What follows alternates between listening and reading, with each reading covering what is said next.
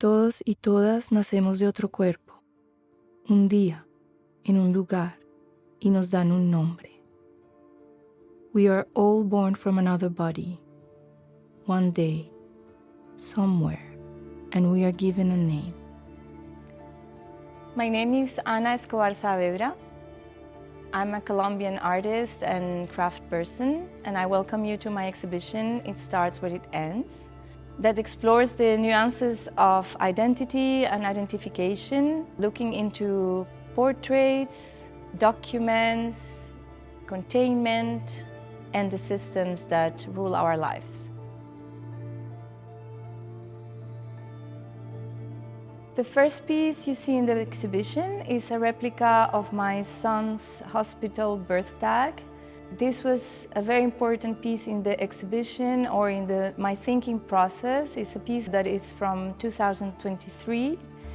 I started this research at the end of my master with a big project called Porous. This piece represents this in-betweenness from an object that is very sentimental and emotional into something that is also very political and bureaucratic. This birth bracelet represents the very first moment we are tagged, the very first moment we are assigned a gender, the very first moment we get in contact with administration, and it's also the first object we ever wear in our body. Before we are even dressed, we already have this object that is usually made in plastic, in a very valuable material, but every mother of the world has a special relationship with this object, and I decided to make it in a stone that looks like skin. We continue with this piece called Linger. Linger is a 9.5 meter shelf on copper. Copper is a material that is really close to our bodies. It's a material that is necessary for the way we live now. Copper is a material that the cables that carry all our information are made of. And also I like the warmth and the fact that it holds all the imprints. And in this shelf there is the remains of all the carving process I have done for the past year and a half. So all the pieces and dust that you see in this shelf that represent a sort of a landscape, a horizon, are the remains of the pieces that you will see in the tables. They are either the outside of the stones that I have carved or the inside. So I like to think of this piece as crust and core. At the beginning, I wanted to preserve this dusty water that comes out of the carving process that stays in the machines or in the desk or in the floor, and I started to collect the dust and the water, and they put it to dry on the sun. And I wanted to collect also all the little fractures that happen in the moment I'm hollowing the stones that you will find here in the tables. And this became a piece of its own.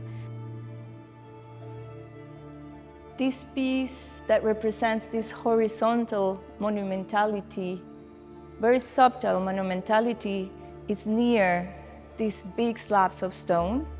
I went looking for a stone that would match my skin color or my skin texture when I was making macro photos of it. And I found these two stones in Sharjah in a factory, and they have been sitting in the sun and in the wind for years. And this action of the nature made like an effect on the surface. So I fell in love with these stones. This piece is speaking about this linguistic duality that we find in Spanish and in Latin languages like Portuguese or Italian and others, where the word be or the verb be is divided in two.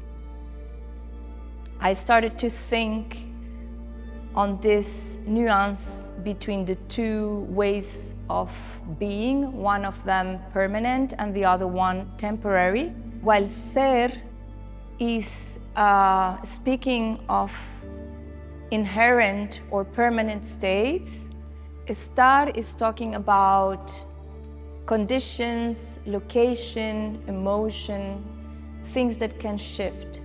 I wanted to have a piece in the exhibition that was way bigger than my body, but at the same time, when we see it from the side, I wanted something very narrow, something that almost disappears in the space, something that shows fragility.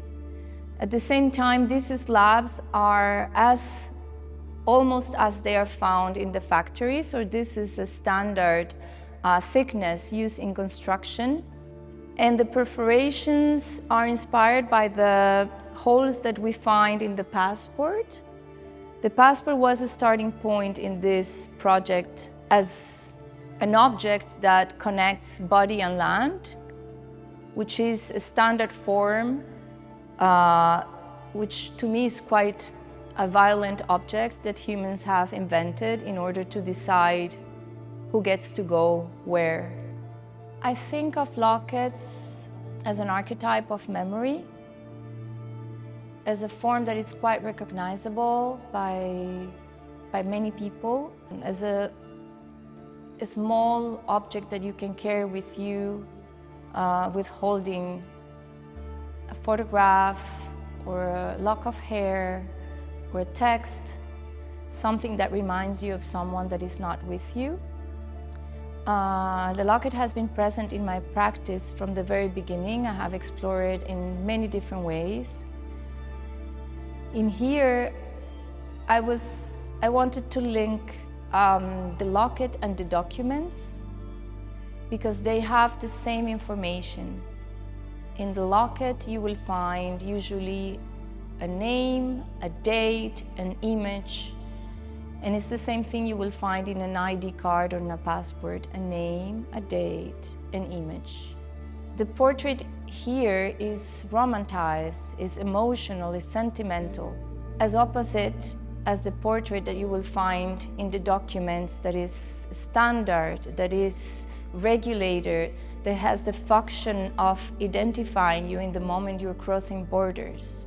I wanted to put these two pieces together because here you have a replica of the self-portraits you take in automated machines, the photomaton, with the standard sizes and the standard requirements. Do not smile, show your ears, wear your hair in a certain way. And this is, to me, the bureaucratic portrait, while the other one is the more sentimental portrait. But at the same time, this portrait too is sometimes preserved in a little box or carried on a wallet, and then the function changes and it goes from something very bureaucratic into something also sentimental. Porous is a group of objects, poems, sound, photographs, booklets that I've been working on since 2023. It was the result of a larger research about how do we exist within and outside our bodies, within and outside our skin. At the time, I was thinking a lot about the objects or the digital spaces that contain us. Also, what it remains when we are not living anymore. What is it that remains from us? After reading a lot about ideas of the extended self and even post-humanism, I started to feel the need to reconnect with my own body, and I started to make photographs of my own skin, macro photos of my skin with the phone, which was what I had available, and photographs of my documents. This idea of zooming in and kind of digging what is there, what are the traces, what are the scars, what is the information that we can find in our own body and in the things that identify us, was the starting point for Porous. In the tables,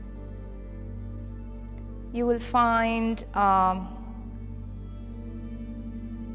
two different ideas of containers. Some of them are replicas of standardized objects that represent the systems that govern us. There are shapes that are recognizable by their size or by the form, replicas of certificates, ID, documents, passport. They're all made of granite and marble that I have collected from the factories I visit in Sharjah and Abu Dhabi. These stones to me have the feeling of that I find in the same photos I did of skin. I like to play with this idea that a stone is very different than skin as a material, but I want to make the stone very thin and very fragile.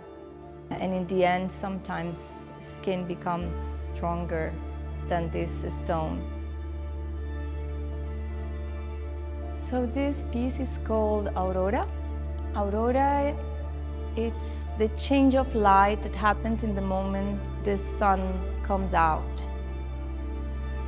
This installation of lockets was thought as another way of doing a portrait, but a portrait that doesn't carry an image of a person, but more a feeling of a moment. It's a metaphor of birth. In Spanish, we say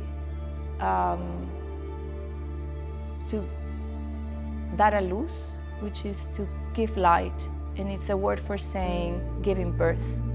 So I wanted to capture this exact moment where the sun is coming out, the sunrise, and have this very, very long image where you can perceive the change of color, but also the fisherman, the horizon, the birds, the boats.